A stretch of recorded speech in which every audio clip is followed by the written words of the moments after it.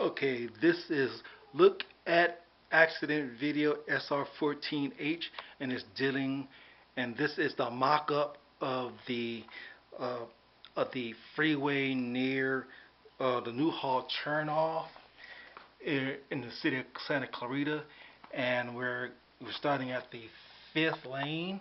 This is the fifth lane, end of the fifth lane, and we're gonna go down to this red line, down the freeway to the lower half. This is the lower half, my version of the accident, and this is the CHP's version of the accident right here. And pull back and see that, and they're divided by this this line. And then this is the This is the south end of Newhall Avenue on the freeway, and here is the signal lights near Newhall Avenue and Sierra. And there's the underpass. So as we go back, this video deals with the 1,000 feet of road that was not brought out in the police report, and it's in between the 6 miles per hour and the AS P-1, that arrow right there. So as the police report disregards the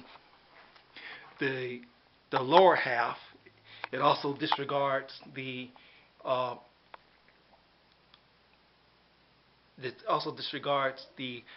collision in the third lane.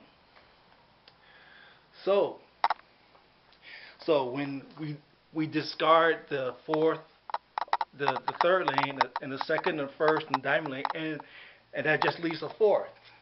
So the question to be asked is, how did Mayen and I get down the fourth lane without leaving each other, without hitting each other, you know? And basically, how did it happen? So let's go back up here. We read the CHP summary.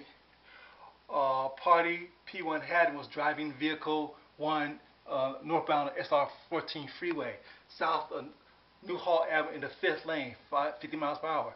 Mayen was driving vehicle 2, is Toyota SR-14 south of Newhall Avenue in the fourth lane at approximately 65 miles per hour. As P-1's lane ended, he's forced to merge to the left, to the third lane. P-1 safely turned to the left, directly into the path of V2, at which time the left side collided with the front right side of V2. After the collision, P2 called 911. Both parties waited for CHP arrival. So P1's lane ended, okay, and that's down here. It doesn't tell what lane it is.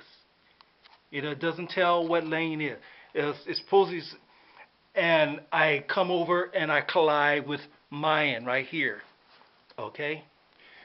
But it doesn't tell, P1's lane. See that 65 miles per hour between those? That's the arrow right there. It doesn't tell where is this lane, where we're in the fourth lane or not, and it does not tell that. It does not tell that. What it's trying to say is that the fifth lane ended. This was blocked out. The lower half was blocked out, and we get to the third lane and we have an accident. And this is blocked out. So what I'm trying to bring out is that if I come down from the fifth lane and I'm in the fourth lane with Mayen, that's the only way I can go, because the third, the second, and the first in the diamond lane is blocked out. It is discarded. It's discarded. So if we're both in the same lane, if I'm in front of Mayen going 50 miles per hour, he would catch me. He would catch me.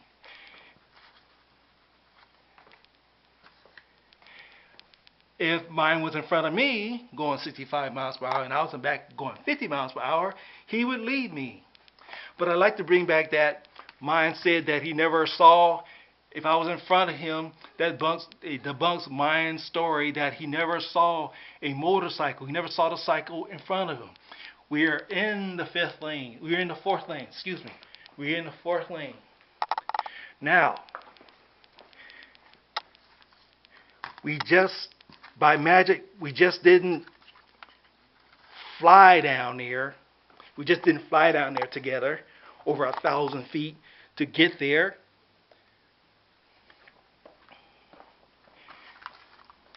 We just didn't magically just jump there.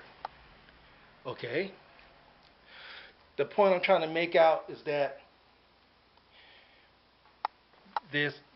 when this story was made, they didn't think that it would be fact checked.